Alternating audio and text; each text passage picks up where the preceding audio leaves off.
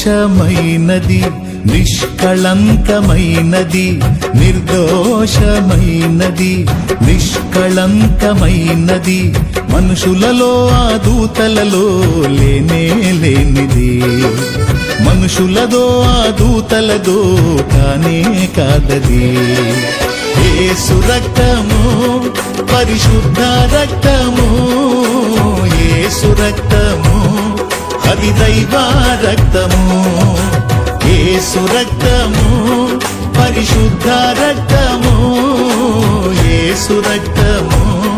అది దైవ రక్తము, యేసు రక్తము అది దైవ